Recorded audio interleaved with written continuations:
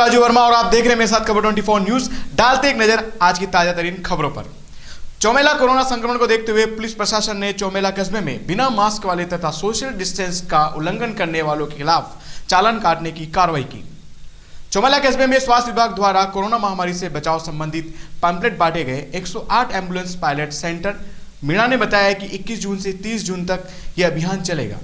झालावाड़ जिले के गांव शहरों के लोगों को जागरूक करना इसका उद्देश्य है। अभियान में आशीष, दिनेश, निवास, शैलेंद्र गौड़ ने सहयोग किया। गंगदार उनेल सेंट्रल बैंक खाता धारक किसानों को फसल बीमा नहीं मिलने के चलते किसानों तथा बैंक शाखा प्रबंधक संदीप मीणा तथा सोनू जैन ने उपखंड अधिकारी राहुल मल्होत्रा को ज्ञापन सौंपा, जिसमें मांग की गई कि क्षेत्र की दूसरी बैंकों से जुड़े किसानों के खाते में फसल बीमा कंपनी ने किसानों के खाते में फसल बीमा योजना के रुपए किसानों के खाते में डाल दिए। सिर्फ उनेल सेंट्रल बैंक से जुड़े 821 किसानों के खाते में फसल बीमा कंपनी ने किसानों को फसल बीमा राशि नहीं दी है। अतः हम सरकार से गुजारिश करते हैं कि शीघ्र बीमा कंपनी को उनेल क्षेत्रीय किसानों के खातों में फसल बीमा योजना के रुपए डालने के लिए पाबंद किया जाए। झालावाड़ जिले के गंगधार में राजीव गांधी पंचायती राज संगठन द्वारा डीजल व पेट्रोल की बढ़ती हुई दरों को रोकने के लिए राष्ट्रपति के नाम उपखंड अधिकारी को ज्ञापन सौंपा गया। जिला अध्यक्ष इमरोज खान ने ज्ञापन में बताया कि इस समय पूरा विश्व कोरोना महामारी से जुड़ रहा है। ऐसे में डीजल पेट्रोल की बढ़ती हुई दर आम जनता पर बोझ बन रही है। डीजल पेट्रोल के दामों में बढ़ोतरी होने की वजह से अन्य वस्तुओं के दामों पर भी इसका असर देखने को मिलेगा। केंद्र सरकार डीजल व पेट्रोल की दरों को नियंत्रित करने की पूर्ण विफल साबित हो रही है। पंचायती राज संगठन द्वारा पेट्रोल एवं डीजल की बढ़ती हुई दरों के खिलाफ महामहिम राष्ट्रपति महोदय के नाम एक उपखंड अधिकारी गंगधार को ज्ञापन सौंपा गया। ज्ञापन में हमने बताया कि पेट्रोल और डीजल के भाव आज आसमान छू रहे हैं और केंद्र सरकार इस पर नियंत्रण लगाने में बिल्कुल विफल साबित हुई है। हमारी मांग है कि जल्द से जल्द पेट्रोल और डीजल के दाम। करावन प्राथमिक स्वास्थ्य केंद्र करावन की रपट पर गुरुवार को दोपहर ट्रैक्टर घाटी पर चढ़ते हुए रिवर्स आ गया, जिससे ट्रैक्टर का मुंह पुलिया की रपट से नीचे गिरा, मगर नीचे पत्थर आने से लटक गया। वह पूरा गिरने से बचा। ट्रैक्टर को चलाने वाला ड्राइवर बाल बाल बच गया। इसकी खबर लगते ही गांव में अफरा तफरी मच गई। वहीं कई ग्रामीण मौके पर पहुंचकर एकत्रित हुए और फिर ट्रैक्टर मालिक ने 2 जेसीबी को बुलाकर ट्रैक्टर को बाहर निकाला। तो तकलीफ होती है यहाँ पे, और प्रशासन को भी बोल दिया हमने, कई बार बोला है कि पुलिया जो थोड़ी सी छोटी साइज की बनी हुई है इसको थोड़ा बढ़ा दे। यहाँ पे क्या दुर्घटना होती है बार बार। अभी क्या ये मानसून आने ये हुआ, अभी शुरुआत में ये हादसा हुआ, आपने देखा। अभी पिड़ावा के राजकीय उच्च माध्यमिक विद्यालय में कक्षा 12वीं की परीक्षा देने आए 155 छात्र छात्राओं की थर्मल स्क्रीनिंग की गई। पिड़ावा कस्बे में कोरोना संक्रमण के चलते प्रशासन पूरी तरह से अलर्ट है। परीक्षा केंद्रों पर भी कोरोना संक्रमण को रोकने के पूरे प्रयास किए जा रहे हैं। कस्बे में इन दिनों माध्यमिक शिक्षा बोर्ड राजस्थान की कक्षा 12वीं के विद्यार्थियों की परीक्षा चल रही है, जिसमें आज राजकीय उच्च माध्यमिक विद्यालय में बनाए गए परीक्षा केंद्र पर हिंदी साहित्य व उर्दू साहित्य की पेपर हुआ, जिसमें 155 छात्र छात्राओं ने चिकित्सा विभाग द्वारा थर्मल स्कैनिंग की गई और उसके बाद उन्होंने इस परीक्षा को दी। पिड़ावा कस्बे में एक सोशल एक्टिविटीज की पहल पर सोयद मार्ग पर पुलिस उपाध्यक्ष धन्ना राम जाट के मुख्य आतिथ्य में सघन पौधारोपण अभियान की शुरुआत की गई। सोशल एक्टिविटीज यूसुफ रईस ने बताया कि पर्यावरण संरक्षण के लिए युवाओं और कस्बे के युवाओं की तरह सघन पौधारोपण किया जाएगा, जिसके तहत पुलिस उपाधीक्षक धन्ना राम जाट ने सोयद मार्ग पर पौधारोपण कर अभियान की शुरुआत की। इस दौरान विभिन्न प्रजातियों के 2 दर्जन पौधे लगाए गए। उन्होंने बताया कि आगामी 1 माह में 1000 पौधे लगाने का लक्ष्य रखा गया है।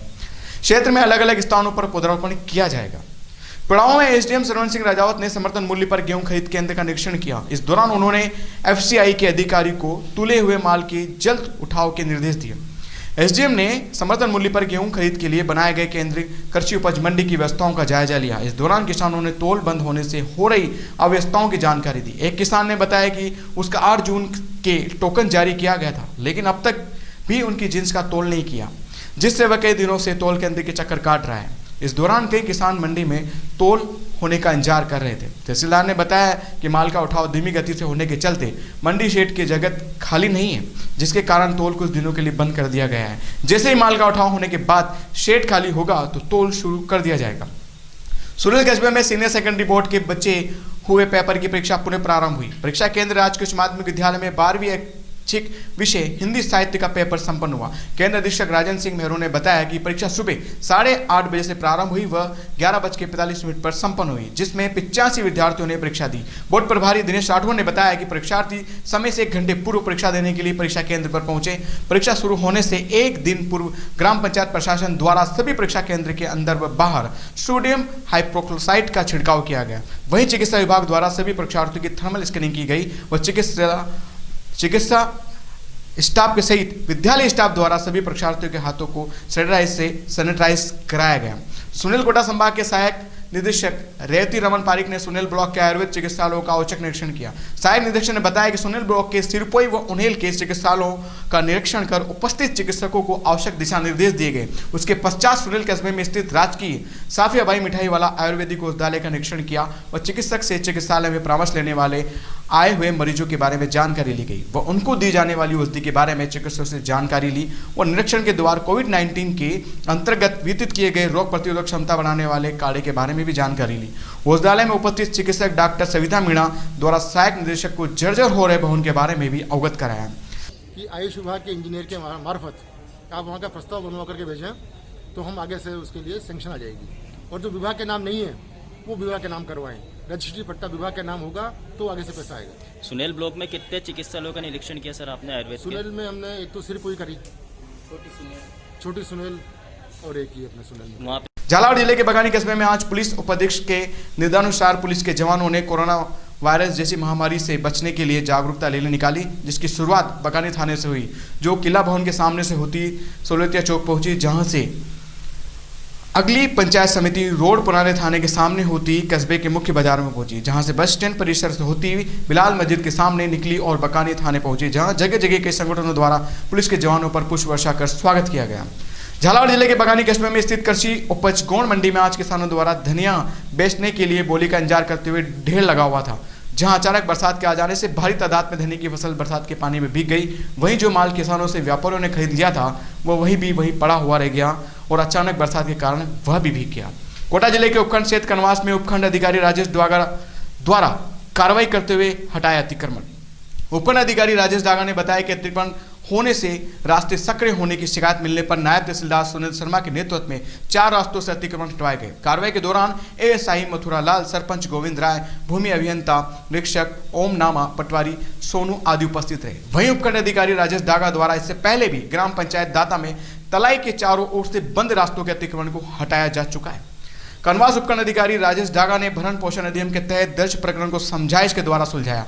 उपखंड अधिकारी राजेश डागा ने बताया कि पार्थी कैलाश भाई पत्नी मोहनलाल जाति तेली निवासी कनवास ने भरण पोषण अधिनियम 2007 के तहत प्रकरण दर्ज कराया था, जिसमें बताया था कि पार्थी का बड़ा बेटा लालचंद आए दिन मारपीट करता था और 2,12,000 रुपए की मुआवजे की राशि भी हड़प रखी थी, जिस पर लालचंद को नोटिस जारी किया। पक्षकारों के न्यायालयों में उपस्थित होने पर मुआवजे की राशि अगले 3.5 माह में देने व मकान में दीवार उठाने के लिए बाधा उत्पन्न नहीं करने को लेकर समझाइश की। खबरों में फिलहाल आज इतना ही। आप देखते रहे खबर 24 न्यूज। धन्यवाद।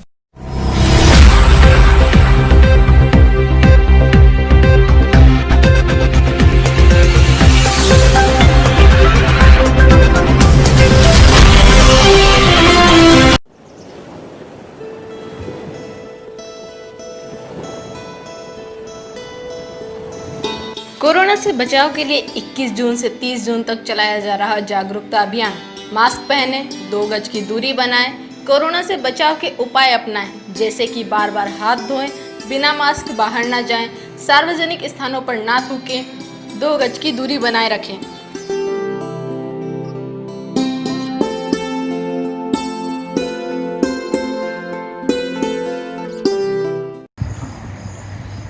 ये जो कोरोना का संकट काल चल रहा है, इसमें एक दूसरे को बचाव ही इसका इलाज है। अभी तक कोई इलाज तो आया नहीं है। सरकार ने जो नीतियां बनाई हैं उन नीतियों को अपन को एक कार्यान्वित करना है, कोरोना को हराना है। यदि हम सरकार की नीतियों को सही ढंग से पालन करेंगे तो कोरोना हार जाएगा और देश जीत जाएगा। अपन को क्या है कि सैनिटाइज़र का मास्क लगाना, सैनिटाइज़र यूज़ करना, बार बार हाथ धोना, ये सब सावधानियाँ बरतेंगे और संक्रमण से बचाव के लिए एक दूसरे से सोशल डिस्टेंसिंग बनाए रखेंगे और इसी तरह से इससे बचाव हो सकता है। बाकी ये कोरोना का संक्रमण जो है तेज़ी से फैल रहा है तो इसको रोक के और अपन को देश को बचाना है और खुद को बचना है, परिवार को बचाना है और सबको बचाना है संक्रमण से।